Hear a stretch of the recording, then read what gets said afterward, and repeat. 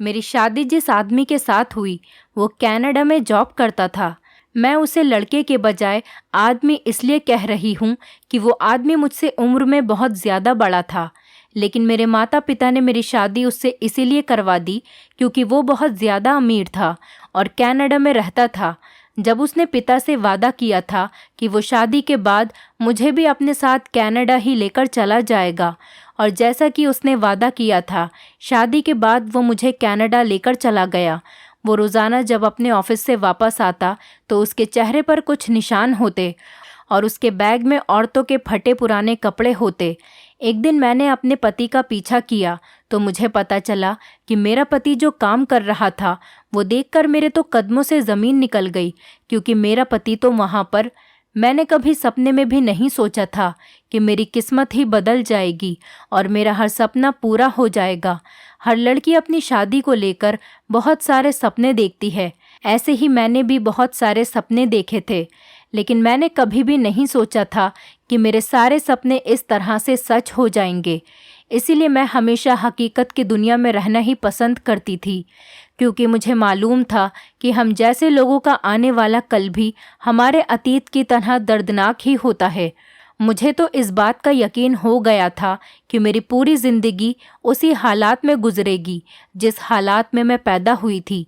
लेकिन मेरी माँ हमेशा यही कहती थी कि मेरी बेटी राज करेगी, उसे तो लेने कोई शहज़ादा ही आएगा। और एक समय फिर ऐसा आया कि मेरी माँ की हर प्रार्थना पूरी हो गई और वो सपने जिन्हें देखकर मैं डरती थी वो सब हकीकत बन गए। मेरा नाम ऐश्वर्या है। मैं 20 साल की होने वाली थी। मैं बचपन से ही अपने घर में गरीबी देख रही थी और अपने माता पिता की गरीबी से तंग आ चुकी थी। अच्छा खाना पहनना तो जैसे हमारी किस्मत में ही नहीं था। हम लोग तो छोटी छोटी चीज़ों के लिए भी तरसते रहते थे। मैं भी बचपन से अब जवान हो गई थी, लेकिन हमारी ख्वाहिशें कभी पूरी नहीं हुई थी। मेरे पिता एक मज़दूर आदमी थे और रोज़ जो कमाते थे उससे तो राशन भी मुश्किल से आता था, क्योंकि हमारा घर भी किराए का था और पिताजी को रोज़ के पैसों में से ही पैसे बचाकर किराए के लिए भी रखने होते थे। मैं बचपन से यही देखती आ रही थी। जैसे ही मैं जवान हुई और मैंने देखा कि मेरे घर की सारी जिम्मेदारी मेरे मज़दूर बाप पर है और काम करते करते उनकी कमर भी झुक गई है, मैंने सोचा कि मैं अपने पिता की मदद करूंगी। इसीलिए मैंने एक स्कूल में साफ सफाई की नौकरी कर ली। हम 3 बहनें थीं और सबसे बड़ी मैं थी। घर के हालात को देखते हुए मैं अपनी उम्र से पहले ही बड़ी हो गई थी। मेरे पिताजी मुझसे बहुत ज़्यादा मोहब्बत करते थे और जब वो मुझे मेहनत करता देखते तो मेरे सर पर हाथ रखकर मेरे अच्छे नसीब की दुआ करते। ऐसे ही एक दिन मेरे माता पिता की सारी प्रार्थनाएं भगवान ने सुन ली और स्कूल में काम करने वाली एक टीचर ने मेरे लिए एक रिश्ता भेजा। इस रिश्ते के बारे में तो हम गरीब लोग सोच भी नहीं सकते थे। मैडम की दोस्त मेरे लिए अपने भाई का रिश्ता लेकर आई थीं। वो अपने भाई की शादी मुझसे करवाना चाहती थीं। मैं कम उम्र थी और बहुत ज़्यादा खूबसूरत थी, इसीलिए वो हमारी गरीबी देखने के बाद भी मुझे अपनी भाभी बनाने के लिए तैयार थीं। हम जैसे गरीबों के घर में अगर कोई रिश्ता बैठे बिठाए आ जाए तो बहुत खुशी की बात होती है, लेकिन इस समय हमारी खुशी हैरत में बदल गई जब टीचर की दोस्त ने बताया कि उनका भाई कनाडा में बहुत अच्छी नौकरी करता है और वो शादी के बाद मुझे भी अपने साथ कनाडा लेकर चला जाएगा। ये सुनकर तो मेरे माता पिता की आंखें फटी की फटी रह गईं, क्योंकि मेरे माता पिता ने और मैंने तो कभी सपने में भी नहीं सोचा था कि मेरे लिए कोई इतना अच्छा रिश्ता लेकर आएगा। मेरी टीचर की दोस्त ने अपने भाई की तस्वीर हमें दी और हमसे कहने लगी कि आप मेरे भाई के बारे में मालूमात निकाल लें। जब आपके दिल को तसल्ली हो जाए तभी आप रिश्ता पक्का करें। उनके भाई चेतन की उम्र 40 साल की थी, जबकि मैं अभी 20 साल की ही थी। वो कनाडा में किसी बड़ी कंपनी में जॉब करता था और उसकी बहन ने बताया था कि वो 2 लाख रुपए महीना कमाता है, लेकिन कनाडा में तो हमारा कोई भी जान पहचान वाला नहीं था। तो मेरे माता पिता कहाँ से उस आदमी का पता निकलवाते। लेकिन यहाँ पर पिताजी ने अपने जानने वाले लोगों से उनके बारे में पता करवाया तो सभी लोगों ने बताया कि चेतन को तो कनाडा गए हुए ज़माना हो गया और जब वो यहाँ रहता था तो बहुत ही नेक और शरीफ लड़का था बहुत सोच समझने के बाद मेरे माता पिता ने फैसला किया कि मेरा रिश्ता चेतन के साथ तय कर दिया जाए, क्योंकि ये रिश्ता मेरी ज़िंदगी बदल सकता था। मेरे पिता के लिए उसकी और मेरी उम्र का फ़र्क कोई मायने नहीं रखता था। उनका कहना था कि चेतन मेरी बेटी को अच्छा खिलाएगा और अच्छा पिलाएगा और उसकी सारी ख्वाहिशें पूरी करेगा जो मैं नहीं कर सका। हमारे लिए तो बस यही बहुत है, और हो सकता है कि चेतन की वजह से हमारी और बेटियों के नसीब खुल जाएं और मेरी सारी बेटियां अपने ससुराल में सुकून से रहें। चेतन की बहन ने शादी से पहले मेरे घर वालों को अपने घर पर दावत पर बुलाया। जब हम लोग उसके घर गए तो हमारी तो आंखें फटी की फटी रह गईं, क्योंकि उसका घर तो बहुत बड़ा और आलीशान था। उसकी बहन भी एक बहुत अच्छी लड़की थी। उसने कभी भी हमें इस बात का एहसास नहीं दिलाया कि हम लोग उनसे बहुत ज़्यादा गरीब और नीचे हैं। वो हमेशा हमें इसी तरीके से बात करती थी जैसे कि हम भी उसी की तरह अमीर हैं। वो हमेशा हम लोगों को अपने बराबर ही रखती थी। अब शादी का समय भी करीब ही था, इसीलिए चेतन भी कनाडा से शादी के लिए आ चुके थे। जब मेरे माता पिता चेतन से पहली बार मिले तो उन्हें वो बहुत पसंद आया। पहली बार मिलने के बाद ही पिताजी बहुत ज़्यादा सुकून से हो गए थे, क्योंकि वो एक बहुत अच्छा और शरीफ इंसान था।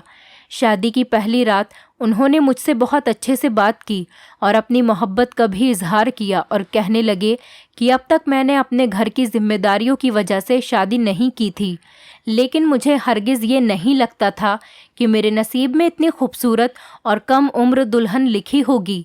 मैं भी चेतन से शादी करके बहुत खुश थी और मेरे लिए भी अब हम दोनों की उम्र का फ़र्क कोई मायने नहीं रखता था, क्योंकि चेतन ने खुद को एक बहुत ही अच्छा इंसान साबित किया था। चेतन ने मेरे माता पिता को मेरी शादी पर भी कोई खर्चा नहीं करने दिया था। 2 दिन बाद ही उन्होंने अपने घर में एक बहुत बड़ी दावत रखी थी और सब लोगों को बुलाया। अब मेरे सारे अरमान पूरे हो गए थे, क्योंकि मैंने हमेशा से ही अपनी शादी ऐसी ही सोची थी, लेकिन मैंने कभी सपने में भी नहीं सोचा था कि मेरी सारी तमन्ना, सारी ख्वाहिशें पूरी हो सकती हैं। शादी के कुछ दिन बाद ही चेतन ने सारे पेपर्स बनवा लिए और मुझे अपने साथ कनाडा लेकर चले गए। मेरे माता पिता भी बहुत ज़्यादा खुश थे, क्योंकि उन्हें लगता था कि जैसे उन्होंने मेरे लिए जितनी भी भगवान से प्रार्थना की है वो सब भगवान ने सुन ली। चेतन भी मेरी बहुत ज़्यादा इज्जत करते थे और मेरा बहुत ख्याल रखते थे, और वो मेरे माता पिता की भी बहुत ज़्यादा इज्जत करते थे। कनाडा आने के बाद चेतन ने अपने ऑफिस से 1 हफ्ते की छुट्टी ली थी और उन्होंने मुझे पूरा कनाडा घुमाया। मैंने अपनी पूरी ज़िंदगी में भी ऐसी बिल्डिंग्स और होटल कभी नहीं देखे थे। मुझे तो अपनी किस्मत पर यकीन ही नहीं आ रहा था। मुझे तो ऐसा लगता था जैसे कि मैं कोई सपना देख रही हूँ और मेरी आँख खुलेगी तो सब कुछ ख़त्म हो जाएगा। अब हमें कनाडा आकर 1 हफ्ते से ज़्यादा हो गया था और चेतन ने भी अपने ऑफिस जाना शुरू कर दिया था। मैं सारा दिन घर में अकेली रहती थी। चेतन सुबह को ऑफिस के लिए निकलते तो रात को ही घर वापस आते थे। मैं उनके घर वापस आने से पहले ही सारा काम निपटा लेती और अपने घर वालों से भी बात कर लेती थी। मेरे घर वाले भी मुझसे बात करके बहुत खुश होते और मेरे माता पिता चाहते थे कि मेरी बहनों का रिश्ता भी बिल्कुल मेरे जैसे किसी अच्छे घर में और अच्छे लड़के से हो जाए। मैं अपनी शादी के बाद बहुत सुकून से अपनी ज़िंदगी गुजार रही थी। हमारे पास किसी चीज़ की कोई कमी नहीं थी, लेकिन कुछ चीज़ों को लेकर मैं बहुत ज़्यादा हैरान थी। लेकिन मैं चेतन से कोई सवाल नहीं कर पा रही थी। चेतन अब भी मुझसे उतनी ही मोहब्बत करते थे जितनी शादी की पहली रात उन्होंने मुझसे वादा किया था। ऑफिस से आने के बाद ही वो मुझसे इतने प्यार भरी बातें करने लग जाते थे कि मैं उनकी बातों में ही खो जाती थी। उनकी बहन भी हमसे बराबर बात करती रहती थी। चेतन ने मुझे बताया था कि उन्होंने अपनी बहन की शादी जल्दी कर दी थी और वो यहाँ कनाडा आ गए थे। वो सालों से कनाडा में ही रह रहे थे। उन्होंने मुझे अपनी ज़िंदगी के बारे में बताया था कि वो पहले बहुत ज़्यादा परेशान थे। उनके हालात भी अच्छे नहीं थे, लेकिन जब से वो कनाडा में आए तो उनके हालात बदलते चले गए और अब उनके पास किसी भी चीज़ की कोई कमी नहीं है। मुझसे शादी से पहले वो अकेले रहते थे, लेकिन अब मुझसे शादी होने के बाद उनकी ज़िंदगी में खुशियाँ ही खुशियाँ आ गई हैं। चेतन मेरे साथ बहुत खुश थे और मुझे भी उनमें ऐसी कोई कमी नज़र नहीं आती थी कि जिसकी वजह से मैं उनसे कोई शिकायत करती। चेतन रोज़ अपने ऑफिस जाते, लेकिन जो बात मुझे हैरान कर रही थी वो ये थी कि जब भी चेतन ऑफिस से वापस आते तो उनके चेहरे पर निशान होते। मुझे समझ नहीं आता था कि उनके चेहरे पर ये कैसे निशान हैं। काफ़ी बार मैंने उनसे पूछने की बहुत कोशिश की, लेकिन वो मेरी बात का जवाब नहीं देते। वो मेरी बात को टाल दिया करते थे, या फिर वो मेरा हाथ थामकर मुझसे रोमांटिक बातें करने लगते थे। और उनकी बातें इतनी प्यारी होती थीं कि मैं सब कुछ भूल जाती थी और बात वहीं पर ख़त्म हो जाती थी। एक दिन जब चेतन ऑफिस से वापस आए तो मुझसे कहने लगे कि मेरा मोबाइल चार्जिंग पर लगा दो, मैं फ्रेश होकर आता हूँ, फिर हम दोनों मिलकर खाना खाएंगे। लेकिन मुझे चेतन के मोबाइल का चार्जर नहीं मिल रहा था। मुझे लगा कि शायद उनके बैग में होगा जो वो ऑफिस लेकर जाते हैं। जब चार्जर निकालने के लिए मैंने उनका बैग खोला तो ये देखकर मैं हैरान रह गई कि उसमें मर्दों और औरतों के फटे पुराने कपड़े मौजूद थे। मैं समझ नहीं पा रही थी कि चेतन के बैग में इन कपड़ों का क्या काम है, लेकिन मैंने डर की वजह से फ़ौरन ही उनका बैग बंद कर दिया कि कहीं उन्हें ये न लगे कि मैं उनके पीछे उनकी जासूसी कर रही हूँ। लेकिन मैं उसे देखकर बहुत ज़्यादा घबरा गई थी और मेरे दिल में अजीब अजीब ख्याल आ रहे थे। अभी तक तो मैं चेतन के चेहरे पर लगे हुए निशानों के बारे में ही जान नहीं पाई थी, और अब ये फटे पुराने कपड़े। मैं ये सोच सोचकर बहुत ज़्यादा परेशान हो रही थी। अगले दिन चेतन सुबह उठकर अपने ऑफिस चले गए थे, लेकिन मैं सारा दिन उनके बारे में ही सोचती रही थी। इतना सोचने के बाद भी मुझे भी कुछ समझ नहीं आया। रात को जब वो अपने ऑफिस से घर वापस आए और फ्रेश होने के लिए गए तो मैंने फिर से उनका बैग चेक किया। उनके बैग में आज भी वही फटे पुराने कपड़े रखे थे। रात का खाना खाते हुए जब मेरी नज़र उनके चेहरे पर पड़ी तो उनके चेहरे पर आज भी रोज़ की तरह ही निशान थे। कुछ तो ऐसा था जिससे मैं अनजान थी और इसी बात ने मुझे परेशान कर रखा था। चेतन ऐसा कौन सा काम कर रहे थे जिसकी वजह से उनके चेहरे पर निशान लग जाते थे, और उन्हें औरतों और मर्दों के फटे पुराने कपड़ों की क्या ज़रूरत थी। चेतन ने तो मुझे यही बताया था कि वो यहाँ एक बहुत बड़ी कंपनी में एक अच्छी पोस्ट पर हैं, और उनके रहन सहन के तरीके से भी यही लगता था कि वो एक बहुत अच्छी जगह पर जॉब करते हैं। लेकिन शायद हकीकत कुछ और ही थी जो शायद मुझे पता नहीं थी। सच जानने के लिए एक दिन मैंने चेतन का पीछा किया। जैसे ही वो ऑफिस के लिए घर से निकले मैं भी उनके पीछे पीछे निकल गई। मैंने अपने फेस को अच्छे से कवर कर लिया था ताकि वो मुझे पहचान न सकें। मैं उनसे थोड़ी दूर से उनका पीछा कर रही थी। वो एक बहुत बड़ी बिल्डिंग में गए। ये बिल्डिंग एक बहुत सुनसान इलाके में थी और यहाँ और भी बिल्डिंग्स बन रही थीं, और जिस बिल्डिंग में वो गए थे वहाँ भी कुछ काम चल रहा था कि मैं सोच रही थी कि शायद वो यहाँ अपने ऑफिस के कुछ काम से आए होंगे। वो अंदर गए तो मैं भी उनके पीछे पीछे चल दी, लेकिन मुझे बहुत ज़्यादा हैरानी हुई कि यहाँ पर कोई भी नहीं था। ये पूरी बिल्डिंग ही खाली पड़ी थी। अब यहाँ तो मुझे अंदर जाने से रोकने वाला भी नहीं था, इसीलिए मैं आराम से चेतन के पीछे पीछे अंदर चली गई। मैंने चेतन को अपने वहाँ होने का बिल्कुल भी अंदाज़ा नहीं होने दिया था। फिर चेतन सीढ़ियाँ उतरते हुए बेसमेंट में चले गए। मैं भी डरते डरते उनके पीछे सीढ़ियाँ उतरकर नीचे चली गई। अंदर का नज़ारा देखकर तो मेरी जान ही निकल गई। ये एक बहुत बड़ा हॉल था जहाँ बहुत सी लड़कियाँ और आदमी थे, और उनके हाथ और पैर रस्सी से बंधे हुए थे और कुछ के मुंह में कपड़ा ठूंसा हुआ था। चेतन ने एक आदमी के हाथ खोले और उसे पानी पीने के लिए दिया, लेकिन उस आदमी ने पानी के बजाय चेतन पर चिल्लाना शुरू कर दिया और कहने लगा कि तुमने हम सबके साथ धोखा किया है, तुमने हमें यहाँ धोखे से बुलाया है। फिर चेतन खुद ही उस आदमी को पानी पिलाने लगे, लेकिन उस आदमी ने पानी पीने के बजाय चेतन के मुंह पर थप्पड़ मार दिया। चेतन ने भी उसे बहुत ज़्यादा बुरा भला कहा और गालियाँ देने लगे। मुझे तो अपनी आंखों पर यकीन नहीं हो रहा था कि मेरा पति ये क्या काम कर रहा है। चेतन ने सबको एक एक करके पानी पिलाने की कोशिश की, लेकिन वो सब लोग पानी नहीं पी रहे थे, उल्टा चेतन को बुरा भला कह रहे थे। और कुछ लोगों ने तो चेतन के चेहरे पर हमला भी किया, जिससे उनके चेहरे पर नाखूनों के निशान पड़ गए।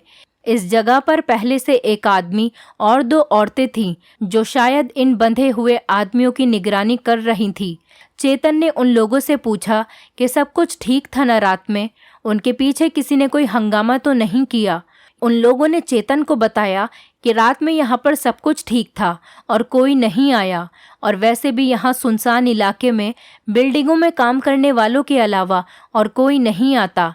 चेतन उन लोगों से कह रहे थे कि अब हमें यहाँ से इन लोगों को एक एक करके निकालना होगा, और जब तक यहाँ से दूसरी जगह नहीं पहुँच जाते इनका जिंदा रहना ज़रूरी है।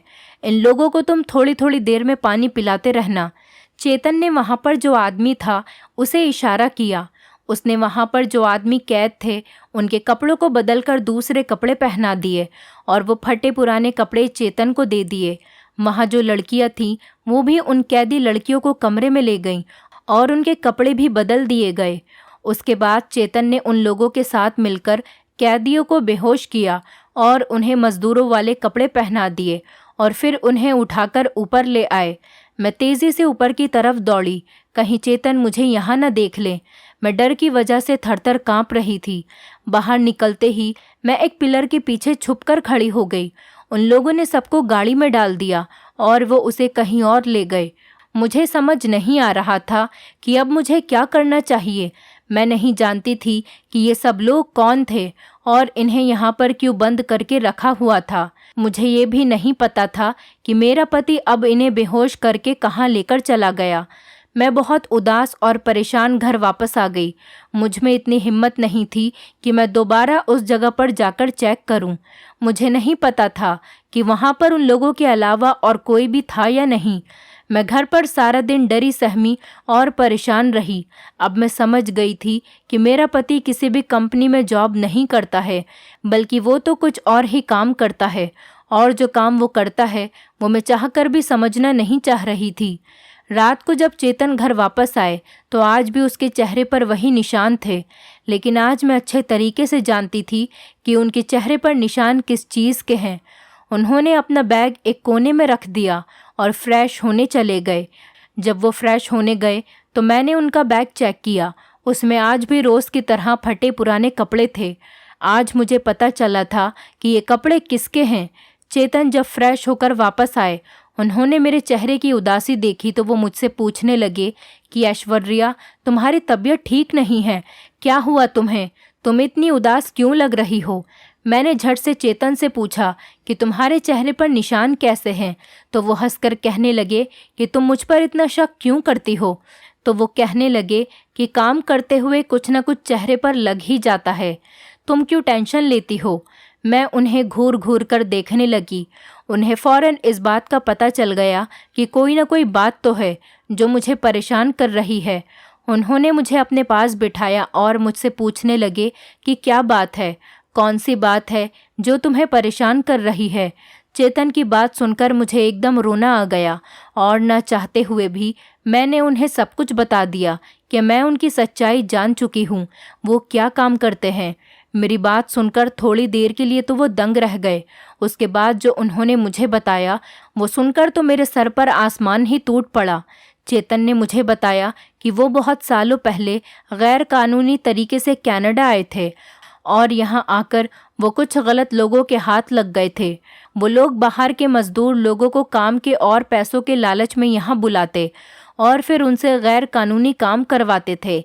कई साल तक तो वो मुझसे भी ज़बरदस्ती गैर कानूनी काम करवाते रहे, कभी किसी को किडनैप करना तो कभी किसी को ड्रग सप्लाई करना। चेतन को इन सब कामों के बदले बहुत अच्छे पैसे मिलते थे जिसे वो अपने घर भिजवा दिया करते थे। उन्होंने हर तरीके का गैर कानूनी काम करना शुरू कर दिया था, लेकिन वो ये सब कुछ अपनी खुशी से नहीं कर रहे थे बल्कि मजबूरी में करते थे। एक दिन जब उन्हें इन लोगों के चंगुल से निकलने का मौका मिला तो वो भागकर अपने घर वापस आ गए। यहाँ आकर उन्हें पता चला कि उनके घर वालों ने पुराना घर बेचकर एक नया घर ले लिया है। अब वो लोग एक बहुत ऐशो आराम की ज़िंदगी गुजार रहे हैं, जो कि चेतन के भेजे हुए पैसों की वजह से थी। जब चेतन के घर वालों को पता चला कि वो वहाँ का काम छोड़कर हमेशा के लिए वापस आ गए हैं तो उनके घर वाले उनसे बहुत ज़्यादा नाराज़ हुए। उनके माता पिता भी यही चाहते थे कि वो वापस जाकर वही काम करें। चेतन के बड़े भाई ने चेतन के भेजे हुए पैसों से ही अपना नया कारोबार शुरू कर लिया था और वो अपने बूढ़े माता पिता को छोड़कर अपने बीवी बच्चों के साथ अलग रहने लग गया था। चेतन की बहन की शादी होनी अभी बाकी थी और जैसे ही चेतन की माँ को अचानक कैंसर हुआ तो मजबूरी में उन्होंने ये फैसला कर लिया कि वो कनाडा वापस जाएंगे और वो फिर से काम शुरू कर देंगे। इस बार उन्होंने कनाडा में आकर एक होटल में नौकरी करनी शुरू कर दी, लेकिन इस नौकरी से उन्हें इतना पैसा नहीं मिलता था जितना कि उन्हें उनके पुराने काम में मिलता था। अब उनके घर वालों को ऐशो आराम से रहने की आदत हो चुकी थी और उनकी माँ के इलाज के लिए भी बहुत सारे पैसों की ज़रूरत थी। एक दिन उन्हें होटल में वही आदमी मिला जिसके साथ वो पहले काम करते थे। उसने चेतन को दोबारा अपने साथ काम करने की ऑफ़र दी और चेतन मान गए। इस तरह से वो दोबारा गैर कानूनी काम करने लगे। वो दूसरे मुल्कों से जान पूछकर लोगों को नौकरी का झांसा देकर यहाँ बुलाते और उन्हें यहाँ बुलाकर उन्हें कैद कर लिया जाता था। चेतन का काम उन लोगों की देखभाल करना था और एक एक करके उन्हें आगे पहुँचाना था। ये काम बिल्कुल ही गैर कानूनी था और बहुत छुपकर किया जाता था। जिस इलाके में उन लोगों को रखा था वो बहुत सुनसान रहता था, वहाँ कोई भी आता जाता नहीं था। चेतन एक होटल में पार्ट टाइम जॉब करते थे और उनकी ये नौकरी कानूनी थी। इसी की बिना पर वो यहाँ रह रहे थे। उन्होंने बताया कि उन्होंने अपनी माँ का इलाज पूरे तरीके से करवा लिया था, लेकिन भगवान ने उनके माँ बाप की ज़िंदगी पहले ही तय कर रखी थी। पूरा इलाज करवाने के बाद भी उनकी माँ का देहांत हो गया और कुछ दिनों बाद उनके पिता का भी देहांत हो गया। चेतन ने सोचा था कि माता पिता के देहांत के बाद अब वो वापस हमेशा के लिए अपने घर, अपने देश चले जाएंगे, लेकिन अब वहाँ किसके सहारे से रहते। अब तो उनकी यहाँ रहने की कोई वजह ही नहीं रही थी। कुछ दिनों बाद उन्होंने अपनी बहन की शादी भी करवा दी थी, इसीलिए चेतन अब कनाडा में ही रह रहे थे और अपना काम करते रहे। लेकिन उनकी बहन उन्हें अकेला रहता हुआ नहीं देख सकती थी, इसीलिए वो अपने भाई के पीछे पड़ी रहती थी कि वो शादी करके अपना घर बसा ले। इसीलिए उन्होंने खुद ही मुझे चेतन के लिए पसंद कर लिया। चेतन ने मुझे बताया, विदेश में आकर पैसा कमाना बहुत ही मुश्किल काम है, लेकिन हमारे घर वालों को ये बात बिल्कुल भी समझ नहीं आती। जब एक आदमी विदेश में काम करने जाता है तो उसके घर वाले बहुत ही सुकून से ज़िंदगी गुजारना शुरू कर देते हैं, लेकिन उस आदमी की पूरी ज़िंदगी ख़त्म हो जाती है। उसे अपने परिवार वालों की खुशी के लिए बहुत से ऐसे काम करने पड़ते हैं जो वो करना नहीं चाहता। चेतन के साथ भी ऐसा ही कुछ हुआ था। वो अपनी पूरी कहानी सुनाकर खामोश बैठे थे और मैं रोने लगी थी। मैं ये सोच रही थी कि मेरा पति गैर कानूनी कामों में लगा हुआ है। मैं एक गरीब घर से ज़रूर थी, लेकिन मेरे पिताजी ने हमेशा मजदूरी करके हमें अपने खून पसीने की कमाई ही खिलाई थी। मैंने अपने पति चेतन का हाथ थामा और उनसे कहने लगी कि मैं तुम्हारे इस काम की कमाई नहीं खाना चाहती हूँ। मुझे आपका ये गैर कानूनी तरीके से कमाए हुए पैसे नहीं चाहिए। हम वापस अपने देश में चलते हैं। आप वहाँ जाकर कोई छोटी मोटी नौकरी कर लेना। मैं कम पैसों में भी खुश रह लूँगी और कभी आपसे कोई शिकायत नहीं करूँगी, लेकिन मैं ये कभी नहीं चाहूँगी कि हमारे बच्चे नाजायज़ कमाई से पले। मेरी बात सुनकर चेतन की आंखों में आंसू आ गए। वो कहने लगे कि मुझे तुमसे इस बात की उम्मीद नहीं थी कि तुम मुझसे वापस चलने को कहोगी। चेतन ने मुझसे कहा कि वो किसी न किसी तरीके से यहाँ से निकलने की कोशिश करते हैं, लेकिन उन्हें कुछ समय चाहिए होगा, फिर हम अपने देश वापस चले जाएंगे। उसके बाद चेतन ने अपने बैग से वो मेले कुचेले कपड़े निकालकर डस्टबिन में फेंक दिए। कुछ दिनों बाद ही हम लोग अपने देश में वापस आ गए। यहाँ हमें एक मुश्किल समय गुजारना था, लेकिन मुझे इस बात का सुकून था कि अब चेतन किसी गलत रास्ते पर नहीं चल रहे और अब मैं उनके बारे में सब कुछ जानती हूँ। हम अपने बच्चों को पैसों के लालच में विदेश तो भेज देते हैं, लेकिन हम ये नहीं जानते कि हमारे बच्चे वहाँ पर कितनी मुश्किलात का सामना कर रहे हैं। इसीलिए अपने बच्चों का एहसास कीजिए और अगर वो आपसे कोई बात कह रहे हैं तो उसे समझने की कोशिश करिए। आज मेरे और चेतन के पास बहुत कम पैसे हैं, लेकिन हम लोग एक खुशहाल ज़िंदगी गुजार रहे हैं। दोस्तों, उम्मीद करती हूँ आपको हमारी कहानी पसंद आई होगी। कहानी पसंद आई है तो वीडियो को लाइक करें, चैनल पर नए हैं तो चैनल को सब्सक्राइब करें और हाँ, नोटिफिकेशन बेल को ज़रूर दबाएं ताकि अगली अपडेट सबसे पहले आपको मिले।